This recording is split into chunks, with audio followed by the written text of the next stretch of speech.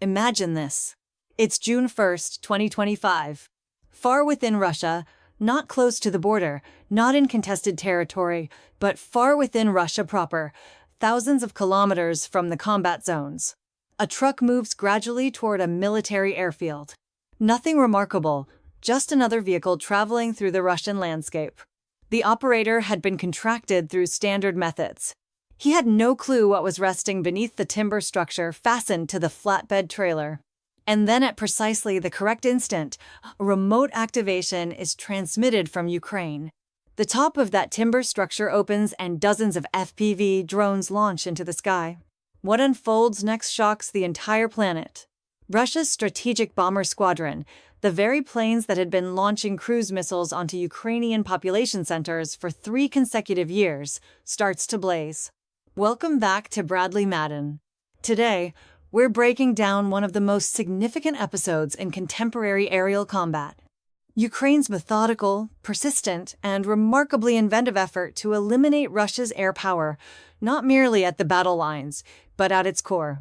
We're examining elite commando units, daring clandestine missions, out a Russian plane manufacturer in severe legal and production turmoil, and a strategic bomber squadron that, once eliminated, simply cannot be restored.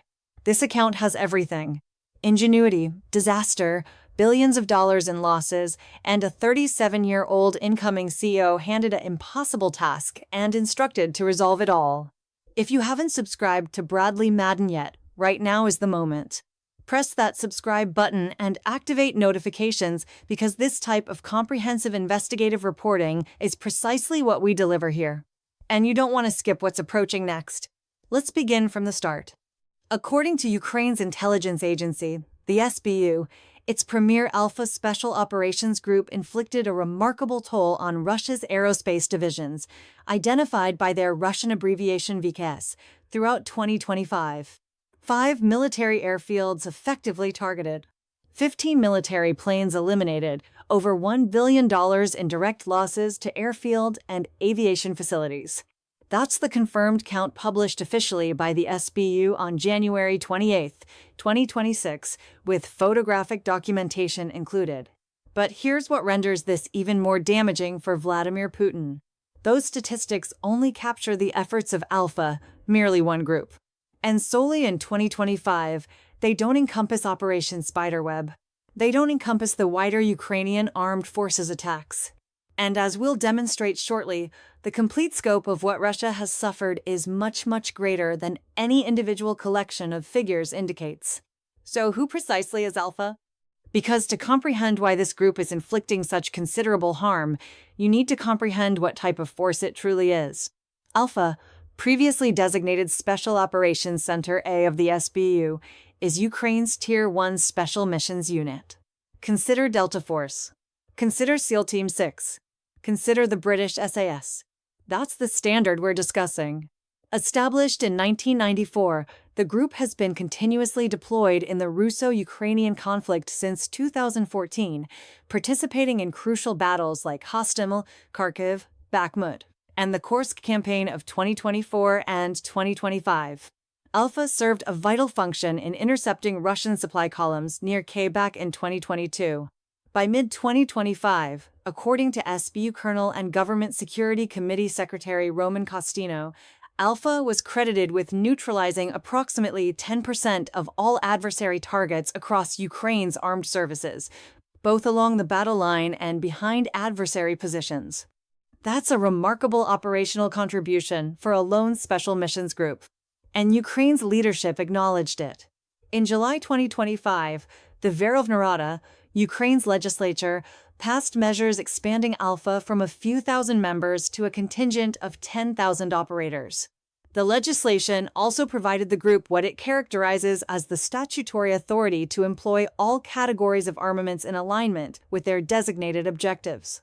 No vagueness, no limitations, complete clearance for whatever Alpha requires to accomplish. A significant reason why Alpha received that enhancement connects directly back to one historic mission, one that redefined what we believed was achievable in modern warfare, Operation Spiderweb. The mission occurred on June 1, 2025, 1 month prior to the unit's formal enlargement, and it is unquestionably one of the most fearless, brilliant, and impactful asymmetrical combat operations of this era. Here's how it functioned. The SBU had been preparing it for over 18 months. The mission was directly supervised by Ukrainian President Vladimir Zelensky and carried out by SBU Director Lieutenant General Vasil Malyak. During that time frame, agents had covertly transported drone parts into Russia, constructed them within a storage facility in Chelyabinsk, roughly 150 kilometers north of the Russia-Kazakhstan frontier, and placed them into specifically engineered timber shelters that were crafted to resemble precisely the sort of portable dwellings commonly carried on Russian flatbed vehicles.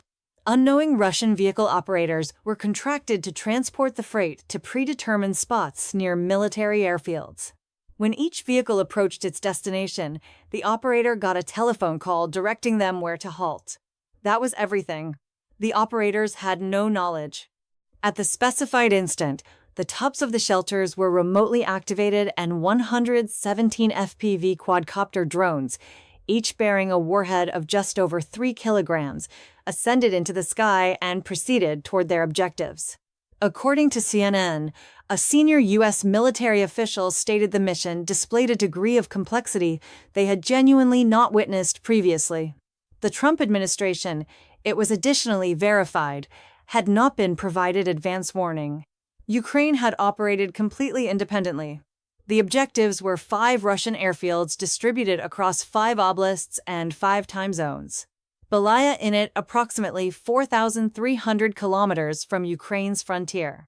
Diagilio in Rion, a preparation facility for Russia's strategic bomber corps. Inia near Murman in the Arctic Circle, Ivanovo-Severn, and a 5th installation in the Amore district. The geographic range was remarkable. The furthest objective at Belaya was 2,800 miles from Ukraine. Russia had believed distance alone provided security. Ukraine demonstrated it incorrect. Drone controllers back in Ukraine guided the quadcopters with remarkable accuracy, targeting specifically at exposed areas like fuel reservoirs and aircraft wings. Footage published by the SBU reveals 295 bombers, planes loaded with Kh-101 cruise missiles prepared and fueled bursting into enormous infernos. The magnitude of the blazes validated what observers had theorized. These planes have been ready to execute attacks on Ukrainian population centers that exact evening. Russia's Ministry of Defense promptly released a downplaying announcement asserting that defensive measures had deflected the incursions in Ivanova, Ryazan, and Amur, that only a handful of aircraft had ignited in Murmansk and Kutsk, and that there were 0 fatalities. But prominent Russian military commentator Rybar, who is typically regarded a pro-Kremlin source, openly challenged the official narrative, labeling the strike a devastating setback for the entire Russian air fleet and attributing it to what he characterized as criminal carelessness. When the haze dissipated, the verified destruction was substantial. Across the 5 installations, verified to have been impacted or wrecked were 7 or 85T variant bombers.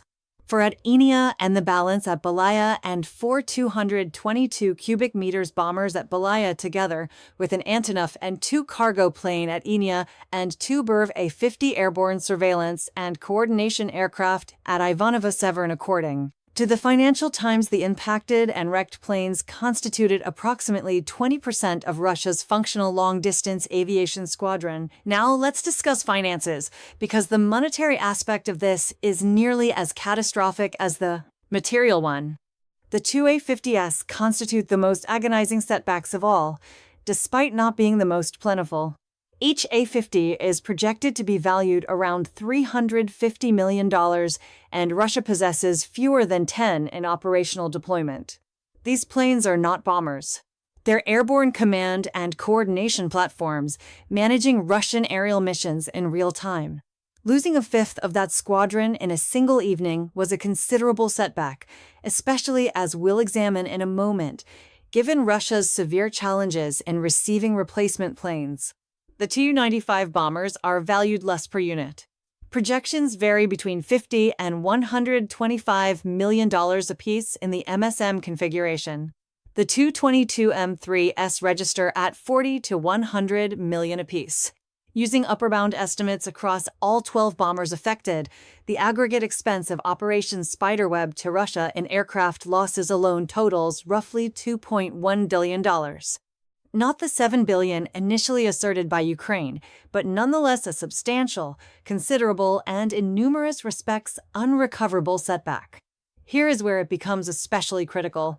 Ukraine's President Zelensky declared openly that 34% of Russia's strategic cruise missile platforms stationed at airfields had been affected. Presuming the 12 bombers were all definitively rendered inoperable, that probably constitutes around a tenth of Russia's strategic bomber squadron. And the essential term here is unrecoverable. The Tu-95 initially took flight in 1952. The 222 cubic meters achieved its maiden voyage in 1977. Both are Soviet-period planes. Tupolev, the builder, no longer manufactures new examples of either model. That means every individual bomber wrecked in Operation Spiderweb or in any Ukrainian attack for that matter constitutes a lasting, irreversible decline in Russia's long-distance offensive capability. And that leads us to the second portion of this account, because what's occurring within Tupolev currently is a predicament that extends well past Operation Spiderweb.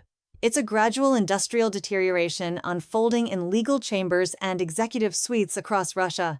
Russia does maintain a military budget, a very substantial one, with over $160 billion allocated for 2026, comprising more than 30% of overall national expenditure. Putin hypothetically has the funds to direct at his aviation challenges. But as we're about to demonstrate, funds alone cannot remedy what's fractured. Tupol's manufacturing center is the Kazan Aviation Factory, or KACE, an enormous complex in the Republic of Tatarstan. This lone facility is expected to be accomplishing all of the subsequent tasks concurrently. Modernizing 295 bombers to the 295 MSM configuration, modernizing 2:22 minutes and 3 seconds to the 2222M 3M configuration, constructing new 2160M strategic bombers, and fabricating 2 4-tier multipurpose commercial aircraft. That is a tremendous workload for one complex, and it is not achieving any of these objectives on timeline. Let's examine the legal actions first, because they reveal almost everything you should understand. In May 2025, the Moscow Commercial Court decided on a matter initiated against Tupolev by the Russian Ministry of Defense. The action had been submitted the prior summer with an opening demand of 360 million rubles, about $4.7 million, later elevated to 3 billion rubles, approximately $40 million. The court directed Tupolev to remit the entire 3 billion ruble sum. According to Russian press coverage referenced by Defense Express, this is very likely connected to setbacks and fulfilling contractual obligations. But this wasn't the initial instance. Back in 2019, the Russian MOD brought Tupolev to trial seeking restitution of 4.6 billion rubles, approximately $60 million for breaching aircraft maintenance timelines. The court only partly upheld the petition, that time lowering it to 13 million rubles. Then in November 2025, subsequent to the May decision, the Ministry of Defense submitted yet another legal action against Tupolev requesting 930 million rubles, roughly 12.3 million, regarding what Russian judicial records characterize as financial disagreements concerning civil contractual matters. According to military researcher Ivan Korechky, a serviceman in the 413th Regiment of Ukraine's SPS Raid Division, the aggregated 3.9 billion rubles total sought by the Russian MOD will at most finance the expenses of restoring or reconditioning a single Tu-95 MS, a solitary plane. That's what all of Russia's judicial disputes with its leading bomber manufacturer total up to. And it doesn't conclude with the Ministry of Defense. In 2025, Petroleum and Gas Corporation TTNF brought action against Tupolev twice regarding the non-delivery of Tu-214 commercial aircraft for its carrier UV-T-Aero. Back in 2022, the carrier had arranged for 4 Tu-214s, 2 to be supplied in October 2024 and 2 additional in September 2025. Neither target was achieved.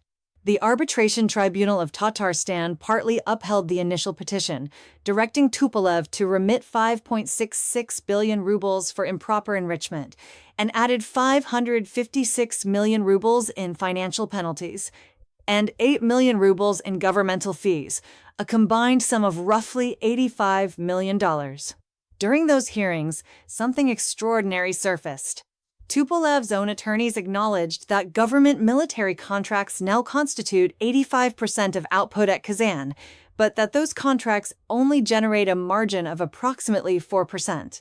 As a consequence, the firm informed the tribunal it would not be capable to accept additional 2,214 agreements until beyond 2027.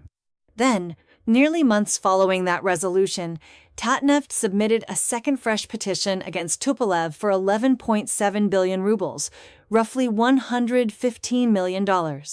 That matter is presently active, with Tupolev reportedly suggesting a partial agreement.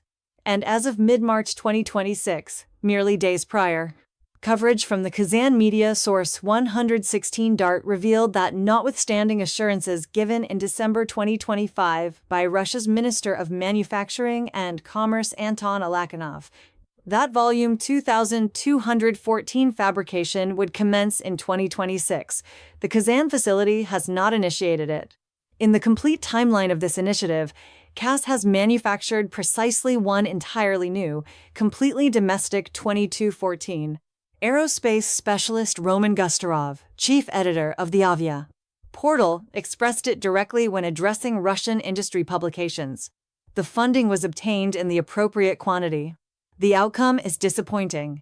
The aircraft are not getting manufactured. The workforce shortage is equally critical. Russian business publication Vedosti disclosed in March 2025, referencing internal organizational sources, that manufacturing setbacks are caused principally by a deficit of engineers and qualified laborers. Russia's military campaign has depleted the talent supply. Compensation for personnel with battlefield experience has escalated notably. The technical expertise required to sustain and modernize Cold War vintage aviation systems is simply not getting replenished rapidly enough. Meanwhile, Russia was scheduled to acquire 4 new 160Me strategic bombers, the most advanced component of its nuclear triad, between 2022 and 2023. As of early 2026, only 2 have been provided to the Russian military services. The outstanding units are reportedly still under development. No formal justification has been offered.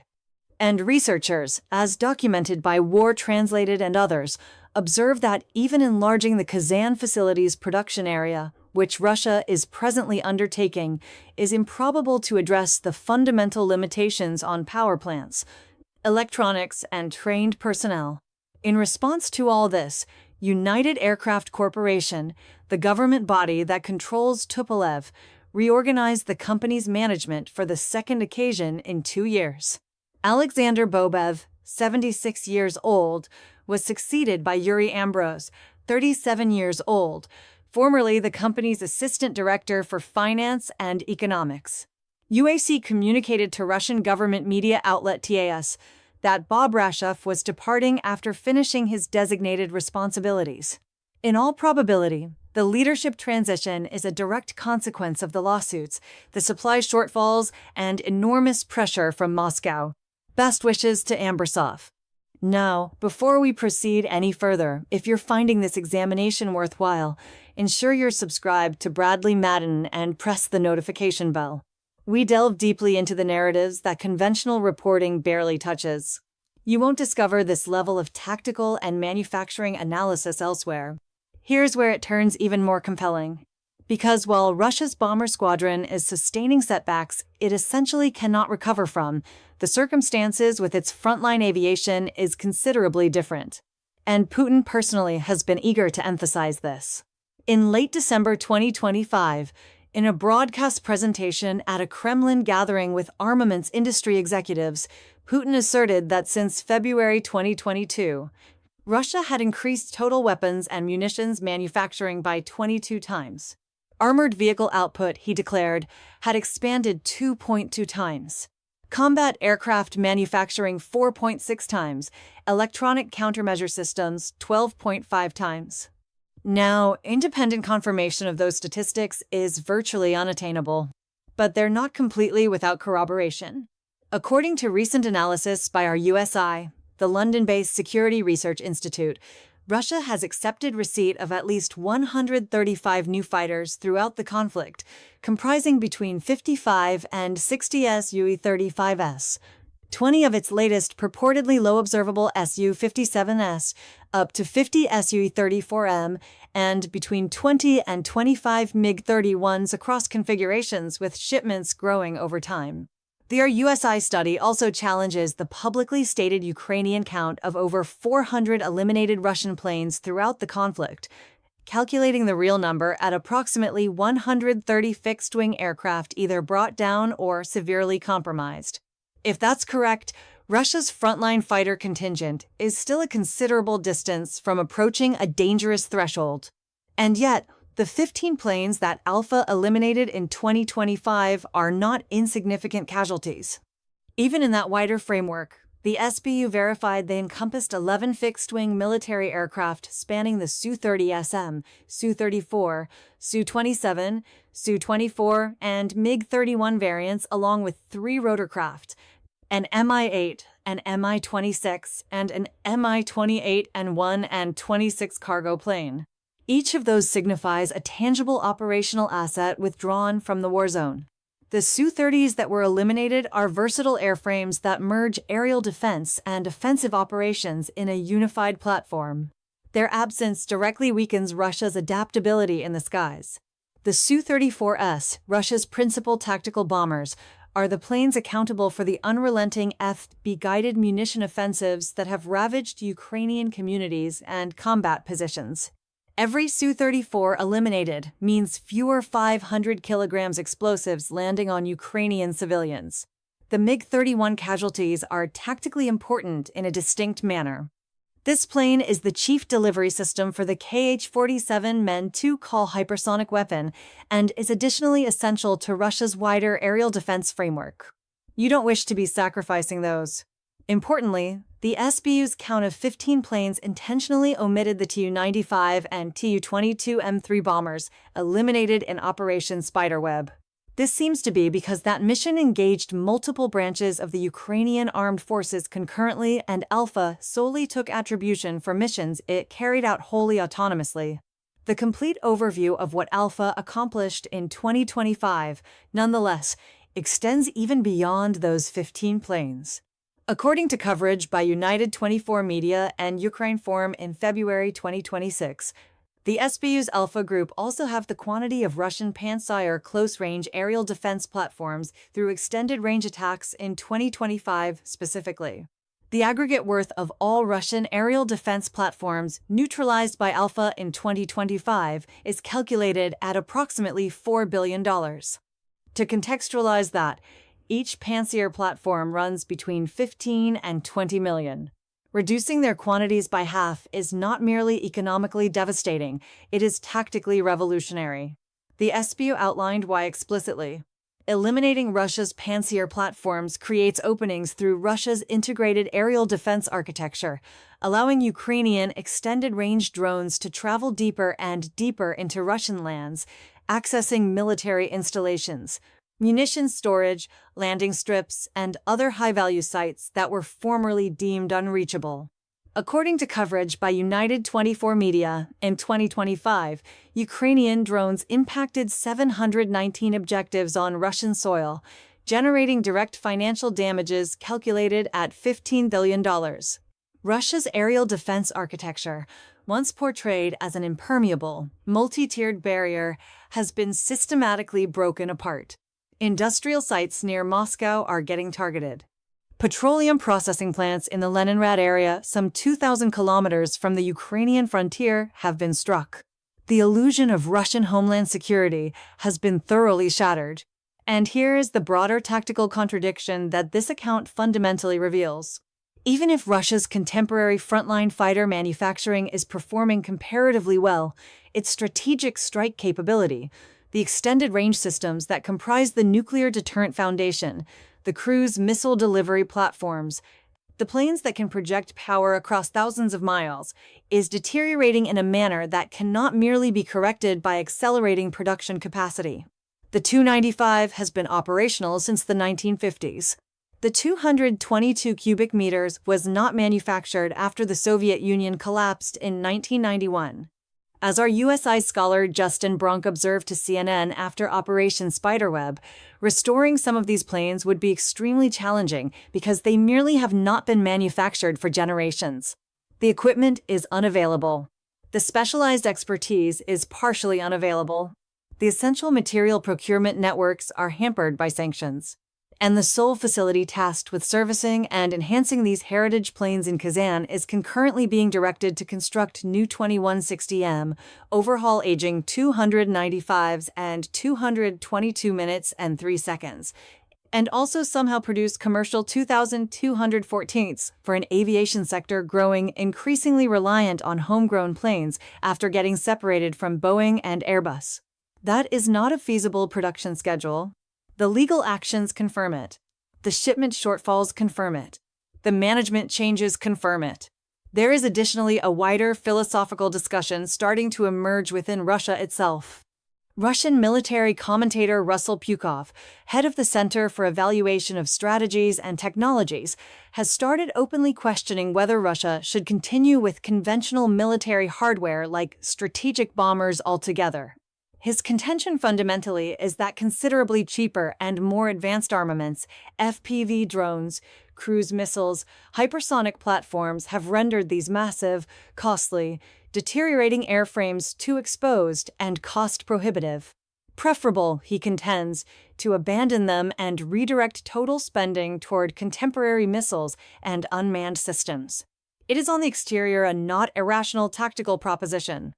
Russia's advanced extended-range platforms, the Oreshnik ballistic weapon, the nuclear-powered Burevestnik cruise weapon, the Poseidon subsurface nuclear device, and the Vanguard hypersonic reentry vehicle embody a completely alternative model to strategic deterrence, one that doesn't rely on 1950s turboprop configurations remaining operational. But here's the cruel paradox. If Ukraine's attacks on Russia's bomber squadron eventually hasten Russia's transition toward these advanced, potentially more catastrophic armaments, then the very triumph of Operation Spiderweb may carry a profoundly troubling secondary strategic effect. By eliminating legacy capabilities, Ukraine may unintentionally be driving Russia toward deadlier technologies that are tougher to target, tougher to defeat, and tougher to counter. Alpha Group and Ukraine's broader Special Operations Establishment recognize this. They have already commenced targeting Russian weapons platforms, unmanned vehicle factories, and military facilities well beyond conventional airbase objectives. It is merely a question of time before they start methodically confronting these emerging generation challenges as well. The effort is not finished. It is progressing on both fronts. What we are observing in real time is a conflict that has evolved into the most significant proving ground for contemporary military advancement in decades. Ukraine under tremendous strain with a portion of Russia's capabilities and against a nuclear-equipped opponent has demonstrated that ingenuity, acumen, and tactical boldness can generate strategic consequences that funding alone cannot undo. Operation Spiderweb was not merely a combat mission. It was a declaration. And that declaration, inscribed in blazing aircraft fuel spanning 5 Russian time regions, reads plainly, "Nowhere is secure." Not simply on the warfront, but in the production plants and judicial chambers where the following chapter of this conflict is silently getting determined.